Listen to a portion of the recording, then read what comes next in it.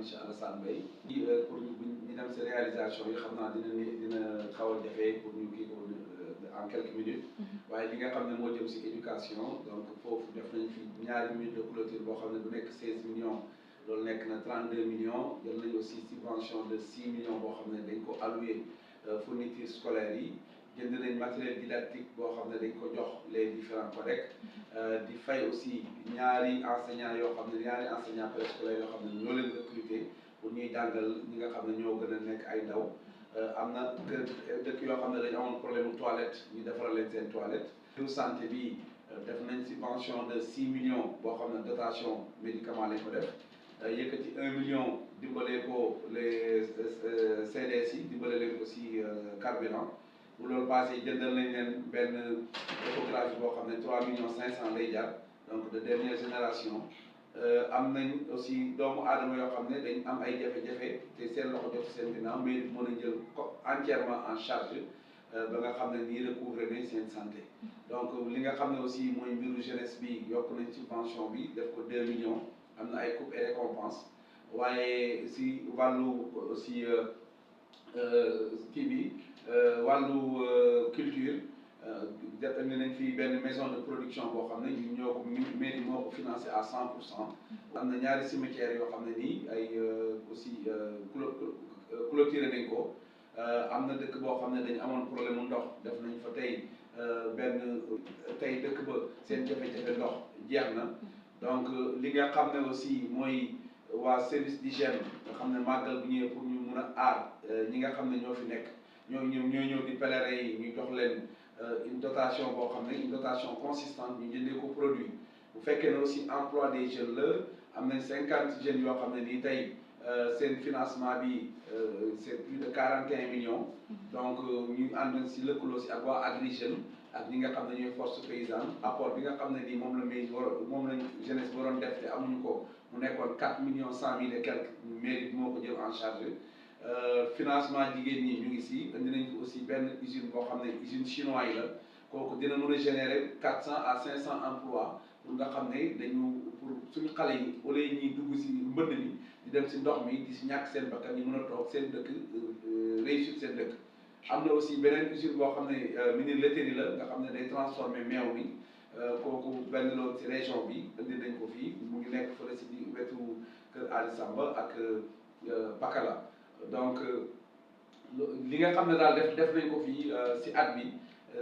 dina jafe lool ñu tënk ko si loolu mais ku wax aussi développement wax li nga xam ne moo jëm si mbiru avenir àdduna bi mooy actuellement la déforestation avec ses conséquences les gaz à effet de serre donc loolu yëpp mu nekk menace pour les générations futures donc ñun lëkkaloo nañ ci ak waa Eaux et Forêts bu Nioro ba nga xam ne amoon nañ 3500 kii yoo xam ne dugal nañ ko si wetu vallée bi loolu pour nga xam ne dina xeex contre la déforestation donc bu loolu passé aussi si biir dëkk bi lëkkaloo nañ si ak l' association des Lawbe du Sénégal implanté nañ fii des centaines et des centaines de garab yoo xam ne si biir dëkk bi lañ ko tasaare waaye mairie aussi jël na si gafakaam pour ren beneen 1 million supplémentaire nga xam ne ay garab garab yoo xam ne yu am njëriñ la si askan bi ñu jéem a cibler des places yoo xam ne dinañ ko fi mën a def. maire bu oyof la te maire bu dal la te maire bu gën askanam te maire boo xam ne la bàyyiwuñu benn yoon buñ toll rek daf ñooy yokk suñu talaat yokk ñu suñu doole yokk suñu xam-xam lépp loo xam ne nit ñi ci ànd ak askanu commune Porokhane ñu ngi see jàppale saa yu parce que man maa jiite groupement yi waaye yàlla dogal na ñu fi toogee ba léegi gis nañ soppali boo xam ne am na si jigéenu commune Porokhane yoo xam ne yàgg nañ ci commune bi waaye mosuñ ko fii des parce que te lépp loo xam ne mu nga yëngu si commune bi rek assemblée bi loolu ci loxo du nit ku feebar du si njàngale mi du si santé du si jumaa yi du si daara yi du si groupement yi lépp loo xam ne mu ngi yëngatu si commune bi rek assemblée dugal na ci loxo ñun dañ koy ndamoo dañ koy sagoo dañ koy jiitaroo waaye dañ koy ñaanal yàlla yépp gën a am solo si doomu aadama mooy yëg-yëg mën naa ne ñoo ngi door a am maire Porokhane maire boo xam ne bi ñu ko falee ak léegi diiru presque ñetti at